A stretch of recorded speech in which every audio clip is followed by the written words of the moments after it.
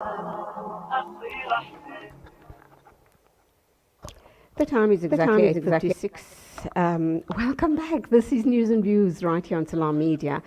Now, I have a press briefing from the office of Fikile Mbalula, Minister of Transport, and I quote, he says, "I have noted statements to the effect that I suggested that e-tolls cannot be scrapped. Such statements are at best mischievous and at worst malicious.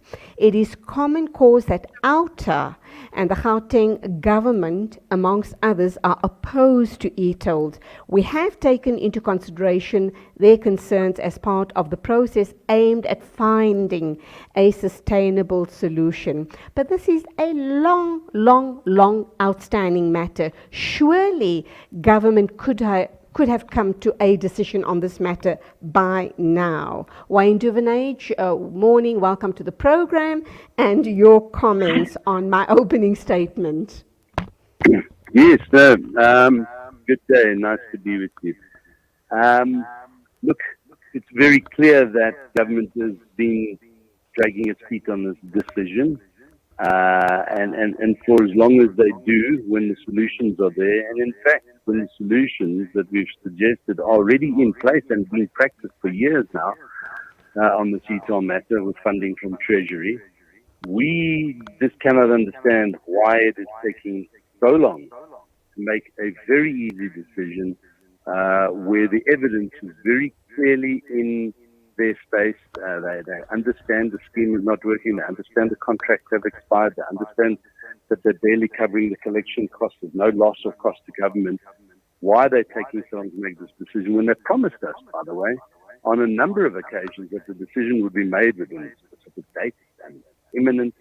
And here we are 2 years later after those indications were that they would make a decision, and still nothing is happening. So, what is the public supposed to surmise when this happens?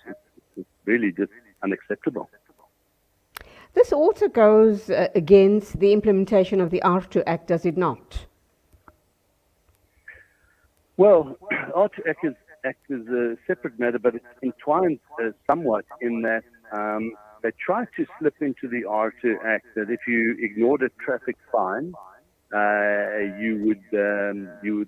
was a fine that could be subjected on e-tolls to 500 Rand per gantry, because they treat each gantry sign on the freeways, pay your e-tolls as a traffic notice, and if you ignore that, then they wanted to fine you. That's how they were going to try and force the public, because you'd rack up a couple of thousand fine if you travelled on this highway every day, and of course that was just ludicrous. We knew that never stand ground in a challenge, a court challenge.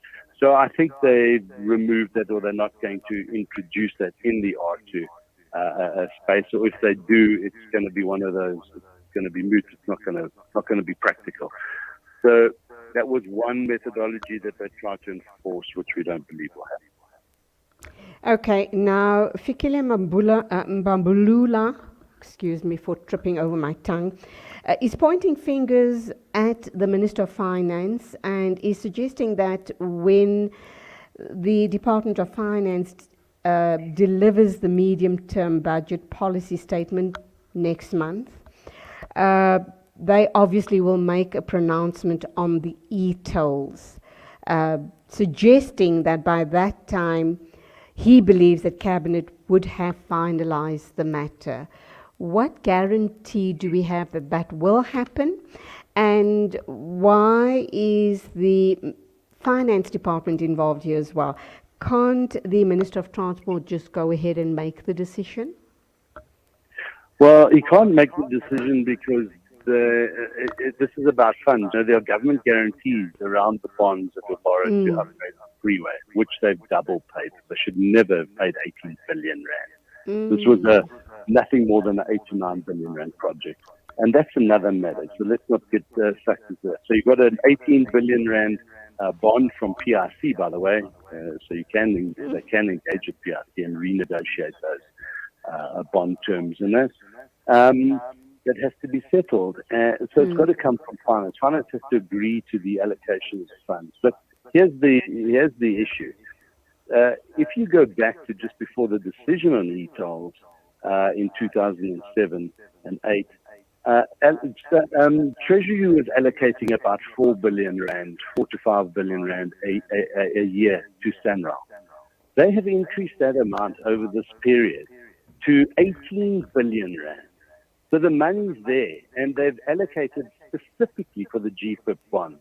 So they've already been paying over the last 5 years, over 14 billion rand has been given specifically to SANRAL for the GFIP bonds. So that was our suggestion right in the beginning, that the roads should be funded through Treasury allocations, because in Treasury allocations comes the fuel levy, comes the fact that the Gauteng residents and people that live in Gauteng give to Treasury about 36% of the income from the small little province. And the fuel levy is about 35 to 36%. So the money's there. We've always said allocated because it's a tax issue that way. And that's what they've been doing when they realized that they weren't going to get it from e-toll. So the solution, we say, is there, and they've already been applying it. All that Treasury needs to do now is acknowledge formally that's going to continue. And then I think the Minister of Transport can go and reverse the decision that the Gauteng freeway network of 200 kilometers will not be subjected to a tolling mechanism. They've got to undo that decision. They can't stop tolling, but keep that decision in place. I'm just wondering, with local elections around the corner, if this is not just a bit of politicking as far as the ruling party is concerned regarding the issue on e-tolls. Well, it could be. Let me tell you this, that if in the next 2 weeks before the local election, an announcement is made and a statement comes out from the Gauteng government that it was the pressure of the Gauteng government that made government change its mind and reverse the e-toll decision just before elections, well, that would be pure election manipulation. That would be a farce. Absolutely. They would be trying to capitalize on the elections if they made a statement of that nature. We would call them out on that. So they would be silly to do that. Okay, Wayne, that's all we have.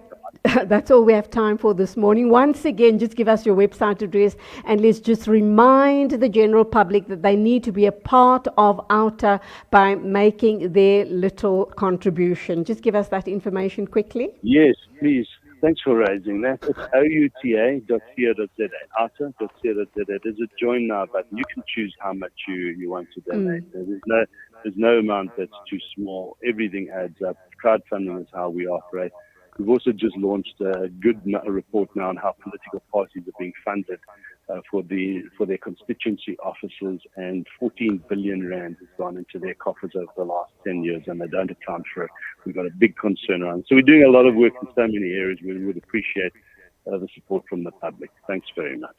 Thank you, Wayne. And I think that's what we need to uncover next on our show, how political parties are being funded, because obviously there's no such a thing as a free lunch. So next time we speak, that's what we're going to talk about. Thank you indeed for your time. Lovely. Thank you. Go well. That was Wayne Duvenage, Chief Executive Officer of OUTA. The time right now, 9:04 exactly on News and Views.